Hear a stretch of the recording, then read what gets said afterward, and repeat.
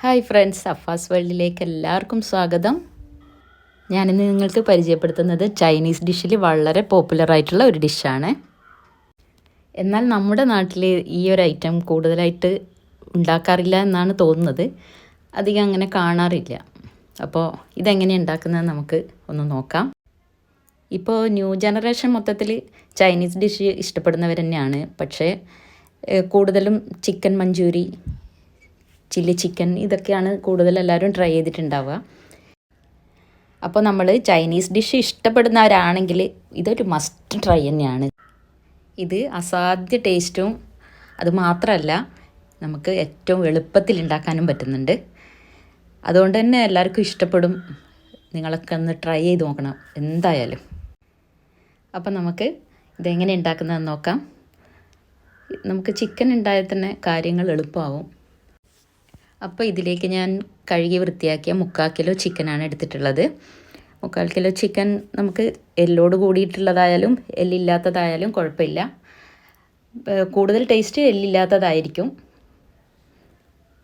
ഞാനിപ്പോൾ എല്ലാം മിക്സ് ചെയ്തിട്ട് തന്നെയാണ് എടുത്തിട്ടുള്ളത്.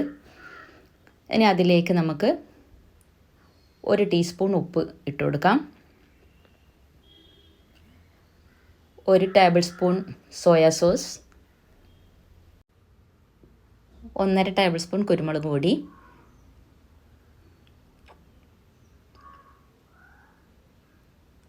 1 table spoon ginger garlic paste, പിന്നെ 1 മുട്ടയും കൂടി പൊട്ടിച്ചൊഴിക്കാം. 1/2 കപ്പ് കോൺഫ്ലവറും.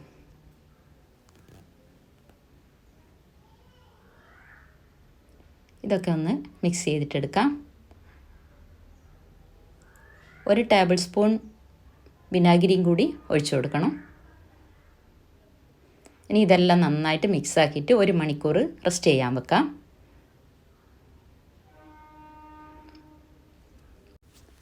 പെട്ടെന്ന് വേണമെന്നുണ്ടെങ്കിൽ 1/4 മണിക്കൂർ റെസ്റ്റ് ചെയ്യാൻ വെച്ചാൽ മതി, കുഴപ്പമൊന്നുമില്ല. ഇനി ഒരു പാൻ അടുപ്പത്ത് വെച്ചിട്ട് അതിലേക്ക് ആവശ്യമുള്ള ഓയിൽ ഒഴിക്കുക. ഞാൻ ഒരുപാട് ഒഴിച്ചിട്ടില്ല, കുറച്ച് മാത്രമേ ഒഴിച്ചിട്ടുള്ളൂ. ഓയിൽ വെറുതെ വേസ്റ്റ് ചെയ്യണ്ടല്ലോ. അപ്പോൾ നമുക്കിങ്ങനെ 2 തവണയായിട്ട് പൊരിച്ചെടുക്കുന്നതുകൊണ്ട് കുഴപ്പമില്ല. ഇനി നമ്മൾ റെസ്റ്റ് ചെയ്യാൻ വെച്ച ചിക്കൻ ഓരോന്നായിട്ട് ചൂടായ എണ്ണയിൽ ഇട്ട് കൊടുക്കാം.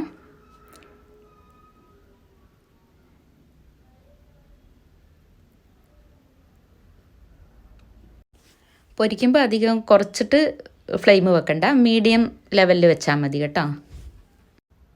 ഇനി ഒരു ഭാഗം ഗോൾഡൻ കളർ ആകുമ്പോൾ നമുക്ക് തിരിച്ചിട്ട് കൊടുക്കാം. അങ്ങനെ ഇത് 2 ഭാഗവും ഒരുപോലെ ആയിട്ടുണ്ട്. ഇനി നമുക്കിത് കോരിയെടുക്കാം.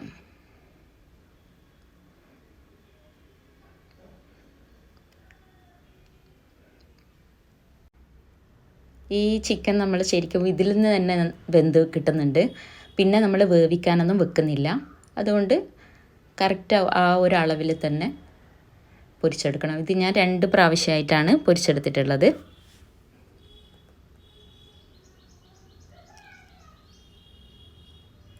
അങ്ങനെ ഇത് മൊത്തത്തിൽ നമുക്ക് കോരി വെക്കാം. അപ്പം ചിക്കനെല്ലാം കോരി വെച്ചു. ഈ ഒരു കളറാകുമ്പോൾ തന്നെ നമുക്ക് കോരി എടുക്കണം കേട്ടോ. നല്ല അടിപൊളിയായിട്ടില്ലേ. ഇനി ഒരു പാൻ അടുപ്പത്ത് വെക്കുക.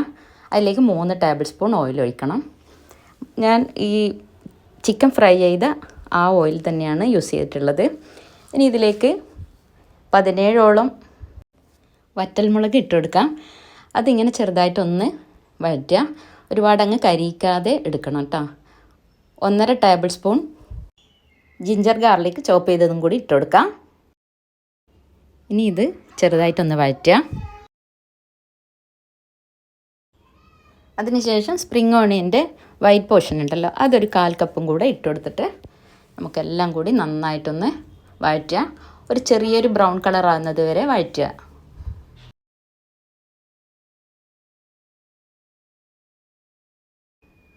ഏകദേശം ഈ ഒരു കളർ മാത്രം മതി കേട്ടോ, ഒരുപാട് അങ്ങ് കരിഞ്ഞു പോകണ്ട. ഇനി നമുക്കിതിലേക്ക് 1.5 ടേബിൾ സ്പൂൺ സോയാ സോസ് ഒഴിച്ചു കൊടുക്കാം. അതുപോലെ 1.5 ടേബിൾ സ്പൂൺ കുരുമുളക് പൊടി ഇട്ട് കൊടുക്കാം. 1 ടീസ്പൂൺ പഞ്ചസാരയും 1 ടീസ്പൂൺ ഉപ്പും നമുക്ക് ചേർത്ത് കൊടുക്കാം. 1 ടേബിൾ സ്പൂൺ വിനാഗിരിയും കൂടി ചേർത്ത് കൊടുക്കാം. ഇനി ഇതെല്ലാം നന്നായിട്ട് ഒന്ന് ഇളക്കി ചേർത്ത് കൊടുക്കാം.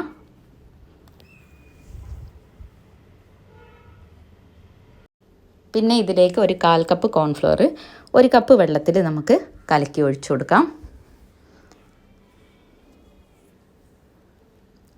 അത് ഒന്ന് ചെറുതായിട്ട് തിക്കായി വരുമ്പോൾ നമുക്ക് ഇനി മാറ്റി വെച്ച ചിക്കൻ ഇതിലേക്ക് ഇട്ട് കൊടുക്കാം.